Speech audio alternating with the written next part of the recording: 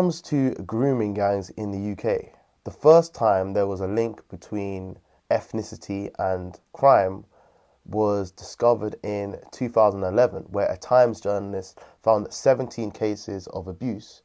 Now, this caused some concern, but the authorities didn't want to gloss over it, didn't want to cover this and make a big deal out of it because they didn't want to offend some communities.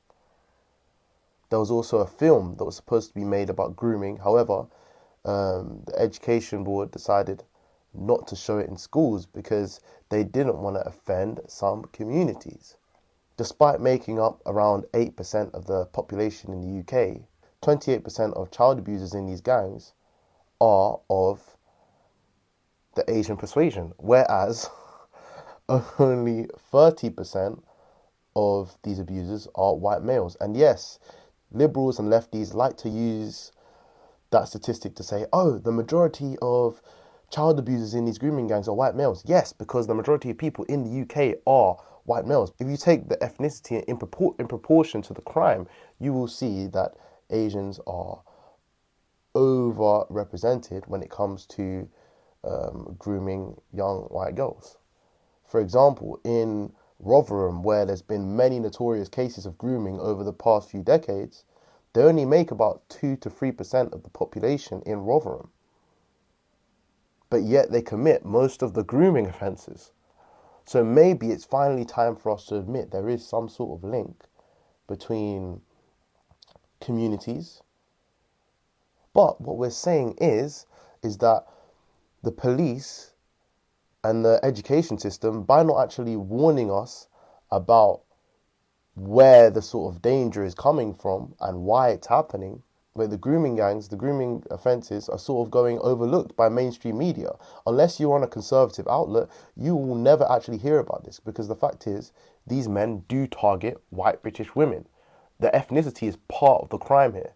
The reason why they target white British women is due to the cultural differences, as white British women dress less modestly. If you're coming from, for example, like a strict Muslim country, and then you come over to like Pakistan, and then you come over to the UK, when you see white British women, you will see them maybe as... What we have to remember is, despite Asians only making 8% of the British population, they account for 28% of grooming gang offences. Now, this is not to say that all Asians are in grooming gangs, obviously not. Asians are wonderful people, they're cool, they contribute to a lot of Britain's amazing culture. For example, look at Sadiq Khan. But, I'm joking, that was a little joke, don't get offended. But, when we actually look at this sort of crime in this scenario, we have to take the statistics into account. We need to have dialogues between these communities. We actually need to tackle the problem head on. And shying away from it isn't going to help. And I think actually having videos and having films, Charlie Peters mentioned here, which can actually educate young people on the issue, would be a good thing. And yeah, you can put some white pedos in that, and you can put some Asian ones in there too. That doesn't really matter, but at least just cover the issue. And until something actually changes, until we realise that mainstream media doesn't want to cover this because they don't want to seem racist, and people don't want to talk about the issue because they don't want to seem racist, then nothing will change. We need to actually listen to what's going on in the UK and actually step out for all these young, vulnerable women. Because many of the girls they target in, for example, kebab shops. They will provide alcohol, they'll give them money, and they'll give them that support that isn't going on at home.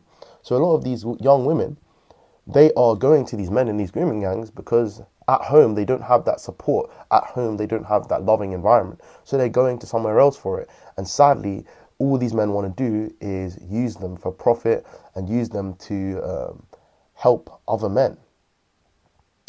Now, I'm glad we got to the facts of the issue, like Darren Graham said, and we finally resolved that the majority of the people committing these offences are not white males. The majority of people committing these offences in proportion to the demographics in the UK are South Asian men. And it's not racist to say that, it's just a fact. Why can't we acknowledge facts anymore? Like, lefties have some sort of agenda against facts, and I don't know why.